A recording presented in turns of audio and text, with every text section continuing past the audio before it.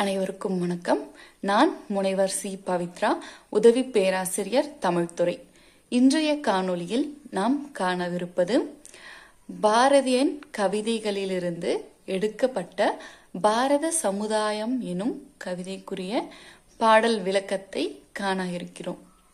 பாரத சமுதாயம் எனும் கவிதை குறித்து காண்பதற்கு முன்பு பாரத சமுதாயத்தை எழுதிய பாரதியாரின் வாழ்க்கை குறித்து காணலாம். பாரதியார் என்பவர் உலகறிந்த ஒரு கவிஞர். பாரதி இவர் எட்டயபுரத்தில் உள்ள தூத்துக்குடி மாவட்டம் எட்டயபுரத்தில் சின்னசாமி ஐயர் லக்குமி அம்மாள் என்பவருக்கு 1882 டிசம்பர் 11 மகனாக பிறந்தார். இவரது இயற்பெயர் சுப்பிரமணிய ஐயர். இவர் தனது இளமை காலம் முதலே கல்வி கேள்விகளில் சிறந்து விளங்கியவராக இருந்தார். இளம் வயதிலேயே கவி புனையும் ஆற்றல் பெற்றவராக பாரதியார் விளங்கிய காரணத்தினால் இவர் அன்று வாழ்ந்த எட்டயபுர சமஸ்தானத்தில் தன்னுடைய கவித்திறனை வெளிப்படுத்தினார். பாரதியாரின் கவித்திறனை கண்டு வியந்த எட்டயபுரத்து மன்னர் இவருக்கு பாரதி என்ற பட்டம் வழங்கி சிறப்பித்தார்.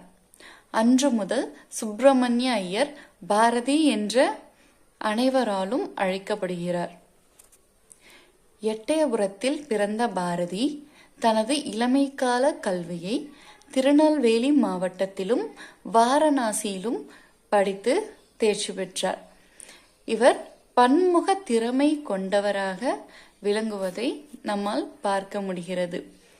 பாரதியார் ஒரு கவிஞர், எழுத்தாளர், இதழாசிரியர், சமூக சீர்திருத்தவாதி, இந்திய போராட்ட வீரர். இந்திய விடுதலைக்காக போராடியதில் இவருடைய எழுத்தின் பங்கு மிக பெரியதாக இருப்பதை நாம் இவருடைய கவிதையின் மூலம் காண முடிகிறது. பாரதியார் நவீன தமிழ் இலக்கியத்தின் முன்னோடியாக திகழ்கிறார். நவீன கவிஞர்களின் முன்னோடியாக பாரதியார் அறியப்படுகிறார்.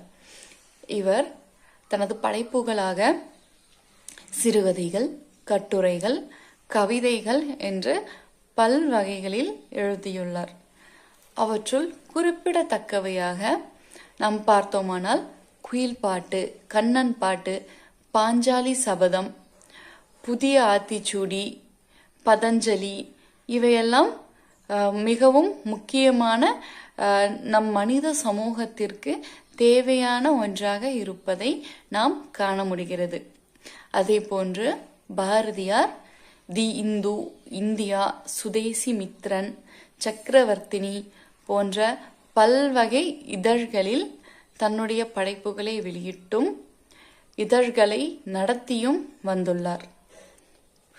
இந்திய சுதந்திர போராட்ட காலகட்டத்தில் இவருடைய கனல் தெரிக்கும் கவிதைகள் மூலம் மக்களிடையே விடுதலை உணர்வை தூண்டியவராக பாரதியாரை நாம் பார்க்க முடிகிறது.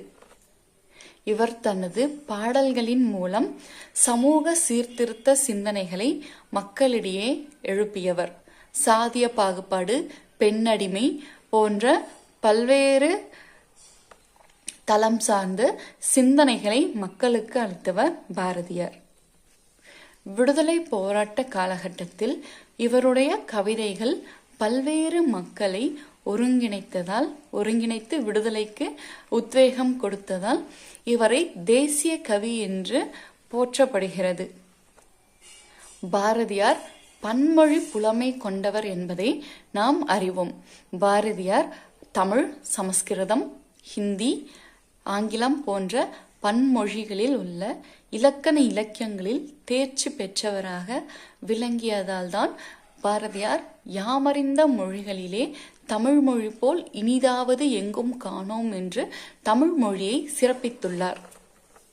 இவர் தனது தாய்மொழி மேல் கட்டற்ற பற்று கொண்டிருப்பதை இதன் மூலம் நாம் அறிய முடிகிறது. நவீன தமிழ் கவிஞர்களில் முன்னோடியாக திகழ்ந்த பாரதியார் தமிழ் மொழியில் சிறந்த இலக்கியவாதிகளுள் ஒருவராக கருதப்படுகிறார்.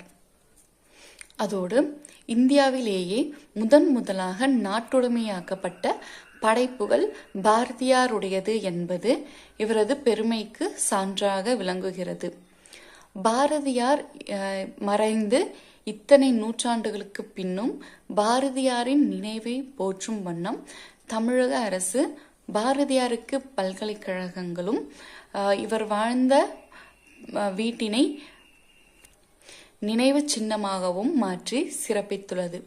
இத்தகைய பெருமைக்குரியவரான பாரதியார் தான் இயற்றிய பாரத சமுதாயம் குறித்து அடுத்த காணொளியில் காணலாம். நன்றி.